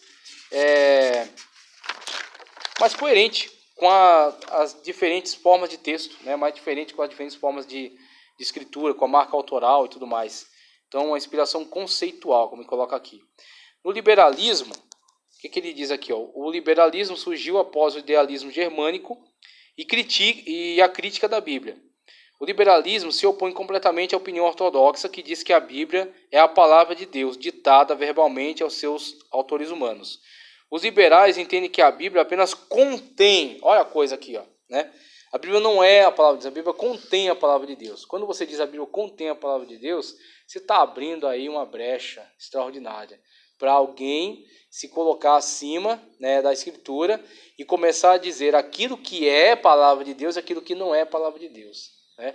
Então, esse tipo de conceito, se eles não forem colocados cada um dentro do seu lugar e forem explicados, né, for esclarecido qual é o seu alcance, qual é a sua forma de entendimento, ele acaba proporcionando uma postura totalmente incorreta em relação à Escritura. Então, quando a gente falou de sensus plenior, a gente pontuou aqui, sensus plenior em que sentido? No sentido de que o profeta profetizou e o cumprimento está no novo. Então o novo entendeu melhor que o profeta, não porque ele fosse melhor que o profeta, tivesse mais inspiração, mas porque ele viu o cumprimento daquilo que o profeta não viu. O profeta ele tinha uma limitação, não em sentido ao sentido da mensagem. Aquilo que ele estava profetizando, ele podia entender tudo aquilo que ele estava profetizando. Ele só não podia compreender a concretização, porque ele não viu, ele não verá. Será visto por outros. Aquele que ver a concretização terá um acréscimo de entendimento porque ele viu a conclusão daquilo que foi profetizado. Só nisso aí. Então o sensus plenior não dá liberdade para ninguém se colocar acima da Escritura para criticá-la e para julgá-la. Assim também no liberalismo, o cânon dentro do cânon, e essa expressão aqui, a Bíblia contém a palavra de Deus, esse tipo de coisa dá liberdade para a pessoa começar a julgar e criticar a Bíblia e dizer que algumas partes são inspiradas e algumas partes são cultural. Apenas coisas daquela época, coisas da cabeça dos homens. Quando você assim o faz, você dá uma liberdade perigosa da pessoa sair fatiando a Bíblia. Esse tipo de coisa é extremamente arriscada. Veja, os teólogos liberais entendem que aconteceu com a Bíblia o que acontece com qualquer outro livro ao ser vítima de sua época. A Bíblia foi incorporada Na Bíblia foi incorporada muitas lendas e mitos ligados à ciência de sua época e à falsa crença. Sendo assim, devemos comer as palavras da Bíblia como se come um peixe, tendo muito cuidado. E geralmente a gente diz isso em relação aos pregadores. Os pregadores, sim, a gente fala, olha, você tem que comer a pregação como se come um peixe. Algumas coisas você aceita, algumas coisas você não aceita. Em que critério? Qual o critério? Naquilo que ele pregou e é bíblico, você tem que aceitar. Você não vai julgar a Bíblia, você vai recebê-la. Naquilo que ele falou fora da Bíblia, você vai ver se isso é útil ou não. Se for uma espinha, você descarta. Mas esse critério em relação ao pregador e não à Bíblia. Os caras aqui estão aplicando isso em relação à Bíblia. Eles estão dizendo que a Bíblia tem algumas coisas nela que não são inspiradas. Mas tem gente que é complicado. Mas é a pessoa que não tem conhecimento de nada. Não quero ser... Né? Mas, por exemplo... mas Davi ficou com a mulher do fulano lá, então não tá na Bíblia. Eu sei. Pode. Eu sei. Exatamente. Mas tem gente que nem... Que assim é... Não tem nada na cabeça. A Bíblia na mão de umas pessoas, ela é um veneno. Porque a pessoa, ela não faz nenhum esforço e aí entra um pouco. Às vezes a pessoa consegue ser ao mesmo tempo burra e arrogante. E aí quando você tem a união dessas duas coisas, você tem autodestruição na certa. Por quê? Tudo bem, a pessoa, ela não tem conhecimento, tá? Então, até usei a palavra burra, mas de uma forma pejorativa apenas. A pessoa é falta de conhecimento. Vamos colocar um eufemismo aqui, né? Então, ele não teve oportunidade de ter conhecimento. O que ele tem que fazer? Ele tem que ter a humildade de chegar a ter uma pessoa que tenha tido a oportunidade de estudar e abrir o seu coração para receber conhecimento. Como é que é isso aqui, meu irmão? Por que isso aqui está na Bíblia? Por que isso aqui é dessa forma? E a pessoa vai explicando para ela. Se ela desconfiar, ela pega um terceiro e compara os dois. Mas às vezes a pessoa ela não sabe, ela pensa que sabe, aí ela vai lendo a escritura do jeito que ela quiser e vai interpretando a forma como ela achar que deve interpretar. Aí você tem as maiores absurdidades que você vê por aí. Né? Porque que você falou, né? aquele camarada que leu dizendo que a Bíblia o recomendou, a Bíblia ordenou que ele tomasse uma mulher e adulterasse com ela. Sendo que ali estava descrevendo, não era uma ordenança. Não era uma ordenança. Aquela ordenança partiu da parte de Deus para Oséias para tomar uma mulher que não era uma mulher pura. Era uma mulher, não é necessariamente uma prostituta, era uma mulher que havia adulterado, uma mulher que tinha um histórico ruim. E ele toma aquela mulher como esposa e aquilo é uma alegoria para Israel. Então a mulher adultera com ela, é isso? E ele leu como uma ordem direta para ele, né? Uma singular, uma coisa assim direta. Que eu estou pensando, mas até o marido concordou. Isso, o marido também foi na mesma onda. Porque ali muita ingenuidade e muita má intenção também. O marido entregou. E parece que o cara era líder de uma igreja. Então alguns são ingênuos, outros são mal intencionados, mas de toda forma tem erros absurdos ali. Inclusive, você vê como é que funciona essa questão da inspiração da Sagrada Escritura. A Bíblia Sagrada tem mentiras? Tem? Não tem? Tem mentiras na Bíblia? Mentiras? Sabe o que acontece? A Bíblia Sagrada tem mentiras. Só que olha como é que funciona a mentira na Bíblia. A Bíblia registra a mentira do mentiroso sem mentir. Então, quando uma pessoa chega e diz uma mentira, Ananias e Safira, eles disseram era verdade? Não, era mentira. E a Bíblia registra a mentira deles. Então, se a Bíblia tem mentira? Tem. A pessoa, meu Deus, a Bíblia tem mentira. Não, calma. A Bíblia registra a mentira do mentiroso sem mentir. Ela disse a verdade. A Bíblia disse a verdade sobre a mentira dele. Então, você está entendendo? O personagem mentiu. A Bíblia registrou. Então, a Bíblia registrou uma mentira. A mentira não é da Bíblia, é dele. A mentira é de Ananias e Safira. Mentistes a Deus. E aí Pedro diz isso em respeito ao Espírito Santo. Mentiste não a homens, mas a Deus. Mentira. Então, veja, a fidedignidade, que é a questão aqui. A Bíblia é fiel na narrativa. Ela diz aquilo que foi, aquilo que aconteceu. Agora, na forma como ela dizer aquilo que aconteceu, ela vai empregar todos os recursos de linguagem, inclusive alegorias, inclusive... A Bíblia fala até de fábulas. Por exemplo, você tem um rei Acasias, que chega para um outro rei e conta uma fábula. Disse o cardo ao espinheiro, né? Reina sobre nós. É uma fábula. E a Bíblia registra a fábula. Quem disse? Foi o personagem. Então a Bíblia é verdadeira, é fidedigna nas suas narrativas. Ela registra aquilo que foi dito, aquilo que aconteceu. Essa é a questão. E aí muitas pessoas às vezes se desesperam com isso, mas na verdade é só você entender. É isso que você está passando para mim nesse tipo de conceituação. Davi adulterou, e a Bíblia diz do adultério dele, então eu devo adulterar? Não, infeliz. A Bíblia está dizendo que Davi adulterou porque é para você não adulterar. Não adulterarás. Esse é um texto de ordem, direto. Aí a Bíblia lá na frente registra o adultério de um cara que não cumpriu, não adulterarás. O que aconteceu com ele? Se arrebentou totalmente. Então, mostrou o resultado do pecado. exatamente. Jesus tomou vinho, eu tomou vinho. Também tem isso aí. E vai por esse lado. Exatamente. E o que acontece? Os caras começam a estudar muito e começam a ficar muito sabido. E a argumentação boa, tal. Aí, claro, o cara compara o vinho que Jesus tomou, amassado diretamente pelos pés, a pessoa tinha aquele hábito, colocava no lagar, ou passava uma rocha, né? Então tinha aquele espremedor, aquela rocha que rolava assim, esmagava tudo, ou as mulheres pisavam lá, as uvas, né? O cara compara o vinho que acabou de ser pisado, o suco da uva extraído, e às vezes é armazenado um pouco, então pega um pouco de fermentação, mas é uma fermentação natural da uva. O cara quer comparar isso aí com sangue de boi, e o cara chega lá e compra e toma sangue de boi, aquilo é 100% cachaça. Aquilo só é uma cachaça roxa. E aí, é muito cinismo, né? Então é muito cinismo, Se você comprar aquele suco de uva que você toma na ceia, você colocar na geladeira e esquecer lá por 2 meses, ele vai fermentar também. Se você comprar um caldo de cana e deixar ele num lugar quente, ele também vai fermentar. Ele não é cachaça, é caldo de cana, só que está fermentado. Tomar cuidado pra não deixar muito tempo. Exatamente. Então, essa é a questão. Eu já estou dando a dica, né? Para quem quiser tomar as brechas da lei, né? Exatamente. Lá na frente tem um negócio de caldo de cana. Aí... Os modernistas liberais, as verdades divinas contidas na Bíblia estão no meio de muitas ideias grosseiras de uma época primitiva e rudimentar. Aí o que acontece? Nessa pegada deles aqui, Bultmann, por exemplo, ele vai dizer que existem coisas que são mitos, né, fábulas e mitos, e existem coisas que são autoria, são originais, né, são autoria original daquele que escreveu. Muitas das vezes, ele nem vai avançar para o conceito de inspiração divina. O que ele está buscando aí nem é inspiração divina, ele está buscando dizer somente, olha, foi o autor que dá nome ao texto que escreveu ou foi um acréscimo posterior? Essa é a busca dele. A única coisa que ele se preocupa é em saber se foi aquele autor, naquela época, escreveria isso, diria isso, ou isso aqui é anacrônico. Isso aqui, na verdade, é uma época futura, posterior, e foi inserido ali à força. Né? Os copistas pegaram o texto que eles receberam e acrescentaram alguma coisa para auxiliar.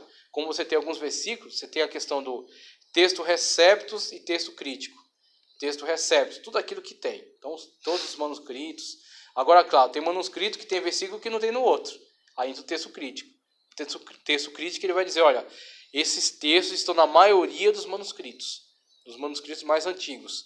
Aí quando você tem um versículo que ele é dúvida, ele está, por exemplo, 50% e 50%, aparece metade, não aparece metade. Ele põe um colchete, uma chave. Aí ele fala que esse versículo, essa frase, ela está na maioria dos textos, mas não em todos. Ou ela está em grande parte dos textos. Tá certo? Então você tem, com esse tipo de trabalho, Bultmann avança nisso, dizendo, olha, analisando o livro e colocando a questão da autocrítica textual, análise histórica, né? Diante do quadro histórico desse personagem, ele não diria isso. Essa é a pegada dele. Essa frase que está presente aí, na verdade, ela foi um acréscimo posterior. E aí, nesse tipo de trabalho que eles fazem, muitas das vezes, eu acredito que um equívoco que eles possam cometer é que muitas das vezes um copista está recebendo um texto que é muito anterior a ele, um texto muito arcaico, que ele precisa dar uma adaptada no texto. Né? Você vê, os idiomas eles avançam, eles mudam.